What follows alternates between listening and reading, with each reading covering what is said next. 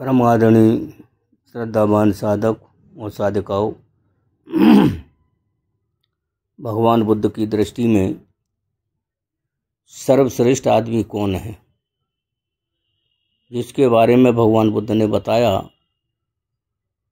चार्य का करते समय अपनी दिनचर्या के अनुसार भगवान बुद्ध ने साथ साथ चल रहे भिक्षुओं को यह उपदेश दिया और बताया कि भिक्षुओं, संबोधि करते हुए भगवान बुद्ध ने कहा है कि भिक्षुओं, इस संसार में 4 तरह के लोग पाए जाते हैं। जिसने न कभी अपनी भलाई और न किसी दूसरे की भलाई के लिए प्रयास किया है, नंबर 1 हुआ।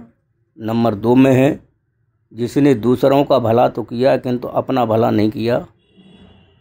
नंबर 3 में जिसने अपना भला किया किंतु दूसरों का भला नहीं किया। नंबर 4 में जिसने अपनी तथा दूसरों की भलाई के लिए प्रयास किया है।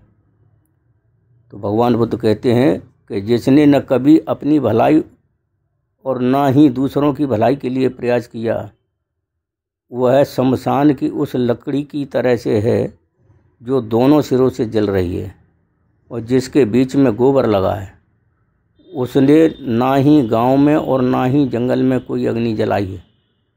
ऐसा आदमी संसार के लिए व्यर्थ होता है, अपने लिए भी व्यर्थ ही होता है। जो व्यक्ति अपनी हानि करके दूसरों के उपकार के लिए प्रयास करता है, वह दोनों में अधिक अच्छा और प्रतिष्ठित होता है। लेकिन भिक्षु 4 तरह के आदमियों में सबसे श्रेष्ठतम, उच्चतम और अग्रणी वही होता है जिसने दूसरों की भलाई के लिए प्रयास करने के साथ साथ अपनी भलाई के लिए भी प्रयास किया हो। तो हर इंसान को अपनी भलाई के साथ साथ में दूसरों की भी भलाई करना चाहिए, ऐसा तथागत बुद्ध का मानना है।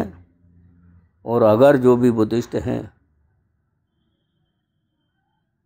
सही मायने में बुद्धिस्ट हैं, तो प्रत्येक बुद्धिस्ट का ये फर्ज बनता है, हर श्रद्धावान उपासक का, उपासिका का ये फर्ज बनता है कि अपनी भलाई के साथ दूसरों की भी भलाई करें।